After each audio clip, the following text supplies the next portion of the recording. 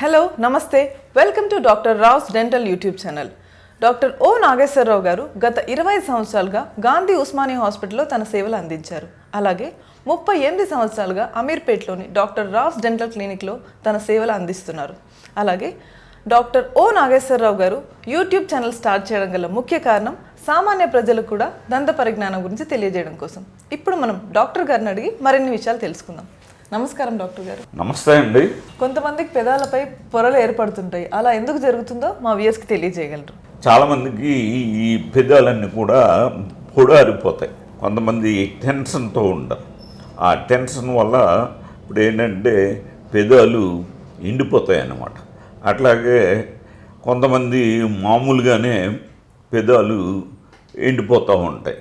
ఇట్లాంటి పరిస్థితుల్లో అంటే ఈ పెదాలు ఆరిపోవడం ఇట్లా జరిగినప్పుడు ఇప్పుడు వ్యాజలైన్ లాంటిది లేకపోతే ఏదైనా కొబ్బరి నూనె లాంటిది మనం కొంచెం అది అప్లై చేసినట్లయితే ఆ విధంగా అంటే లేకపోతే ఏం లేకపోతే మనం అప్పుడప్పుడు ఈ పెదాలని మనం వెనక తీసుకుని మనం ఇప్పుడు తడి చేయాలి. అంటే అక్కడ స్కిన్ ఏంటంటే అది కొంత వైటల్ ఉంటుంది, కొంత పొర క్యూటికల్ లాగా పొర ఉంటుంది అన్నమాట. ఆ పొర ఏంటంటే ఈ సరిగ్గా ఈ మాయిశ్చరైజేషన్ లేక అంటే తడి లేక ఆరిపోతూ ఉంటుంది అన్నమాట. ఈ ఆరిపోయిన పొరని మనం ఏంటంటే చాలామంది పెదాలు ఆరిపోతున్నాయి అని చాలామంది ఇబ్బంది పడుతూ ఉంటారు.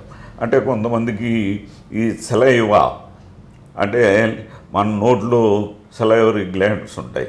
ఆ సెలైవరీ గ్లాండ్స్లో సెలైవా ఉత్పత్తి అవుతుంది అన్నమాట. ఈ ఉత్పత్తి అయిన ఈ సెలైవా అది మన పెదాలు వరకు రావటం, ఆ పెదాలని ఎప్పటికప్పుడు మనం తడుపుకోవడం చేయాలి.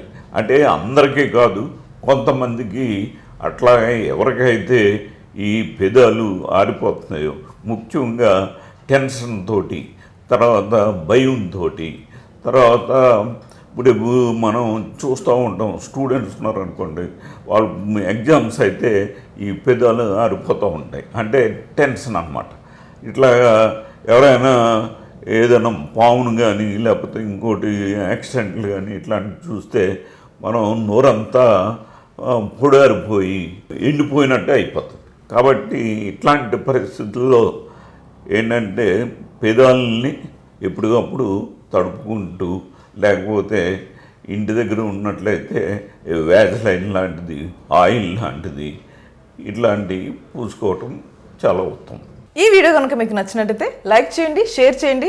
అలాగే మీకు ఏమైనా సమస్యలు ఉంటే కింద కమెంట్ బాక్స్లో తెలియజేయగలరు. Don't forget to subscribe the channel.